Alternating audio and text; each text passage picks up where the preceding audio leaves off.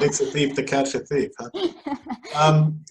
A very interesting question from, and very timely from David Watts. Hollywood is regularly believed that many black films or films with minority leads don't perform well, particularly overseas. How does ScriptBook's AI counteract false assumptions or systemic issues of systemic racial biases that deter the development and funding of films by and about blacks and other minority starring films? Mm-hmm. Well, first of all, a few years ago, I think 2 years ago, a couple of our data scientists did an internal study on race and whether it's true that let's say a colored lead actor will not draw a large audience. And with that research, we knew that that wasn't the case. I don't know who actually ever invented that statement that if you have a colored actor as a lead, that your project wouldn't do well. For example, what we also developed, but it's not in our AI because we thought it would be sensitive. We actually built a race classifier. It sounds very racial, but it's not. I mean, it's just we thought it would be interesting to see whether certain films would appeal to certain demographics. Is race a predictive value? It's in the system. We spent the time and research on doing this. But again, as a technology company, we made the decision to not kind of show it in the analysis, to not make it part of the analysis.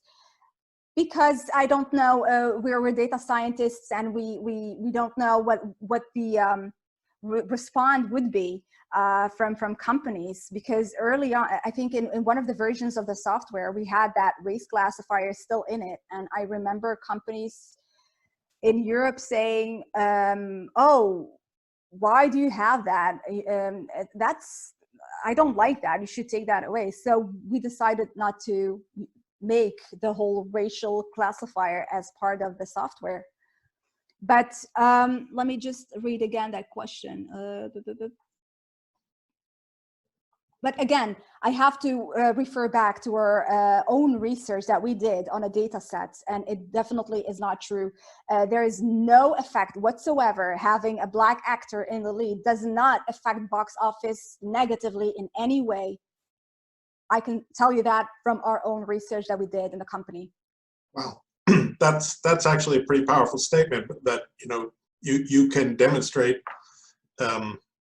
statistically that the race of an actor actually is not deterministic or determinative of the box office success. That's a very interesting data point.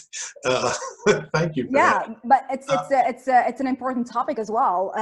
It's a very important topic. Yeah, of course. And having actual data to inform the discussion on that is actually very, very interesting. Avi Kulkarni, I'm sorry if I just butchered that, wants to know if this is applicable, if your system would be applicable outside of movies, like in online video games that are often character driven. Well, if there is a script, then we can analyze it. And it's also a question that comes often to us from companies, gaming companies. Can we use your system for our games? The thing is, we need, because the whole system is actually script based. It's driven by a script. We need a script. So it's definitely, if there is data, if we have enough data for, let's say, scripts for video games, then it's, of course, we can adapt and customize whatever we have currently for our film and TV analysis and customize it to games, for sure. It always goes back to, is there enough data for certain things? And another thing, deep story, for example, this is something that would be very applicable to games, because you need, developing games requires also storylines, and games the demographic for games are millennials, Generation Z. I know PewDiePie, for example, but it's like what PewDiePie would say and do. This is the kind of dialogue that we like. And Deep Story, because it's so weird and entertaining, you could almost say our Deep Story speaks PewDiePie. So it would be, it's honestly the truth. So for example, Deep Story would be a great use case for games, to literally get storylines for games and short form content. That would be an ideal use case. Interesting. Nigel Newton with a question that it sort of goes back to the COVID question. What do you think about virtual production, and are there scripts that lend themselves better to being produced virtually? That is with with minimal need for bodies on sets.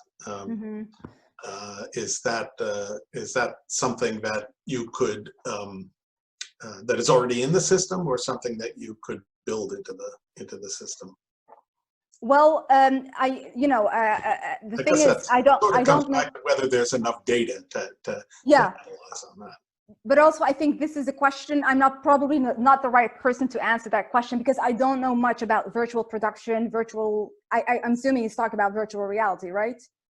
Or is it yes, something virtual else? reality, and increasingly films are being done on virtual sets right now, where they're actually just standing in a by a green screen and on a set, and it will look as if they're in a real environment. Yeah, I understand the question, but unfortunately not the right person to ask. I don't have enough knowledge about virtual production, so sorry. Know thyself. Sorry about that. Know thyself. I'm sorry. I don't want to give a wrong answer. Let's see. Wow, we got a lot of questions. Does it work for children's content? AA wants to know. Anonymous wants to know. I'm assuming with children content, you mean anything that's PG scripts, PG-13? Is that what? Content meant to draw audiences? Well, demographic, young. It's not completely clear. Sorry about that. It's not completely clear. AA wants to weigh in with more details on that question. We'll try to get to it.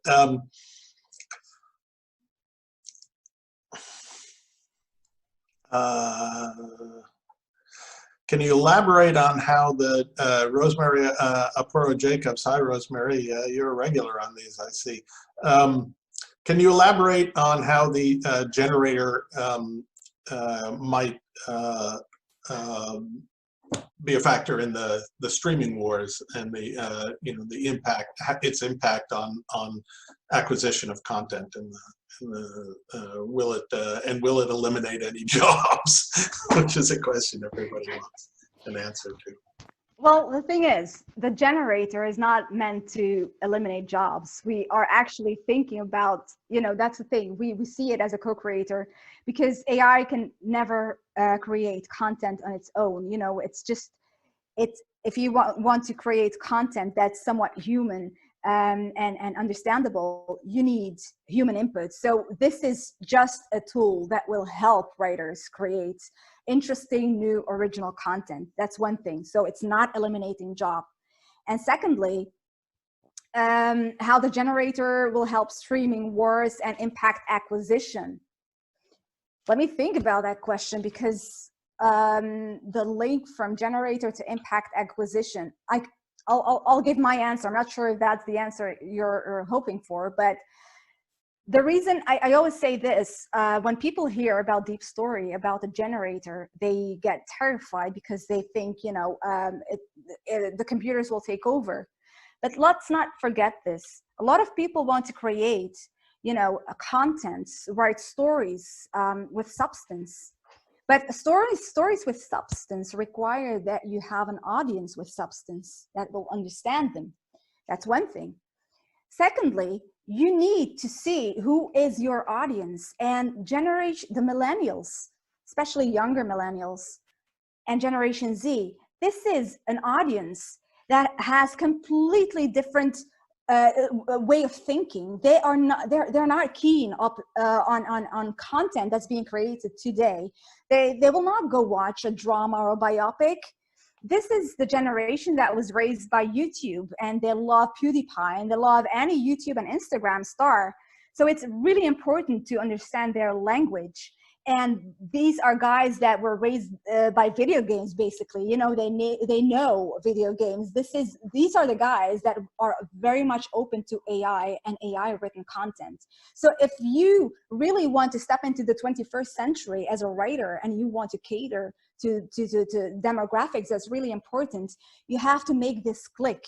Let's not forget that this younger generation, this younger group, there's research that shows that 65% of this group wants to become an Instagram star. It tells you a lot about their focus. It tells you what they value the most. So yes. I'm afraid we're going to have to leave it there. I'm just going to share the results of our poll real quick.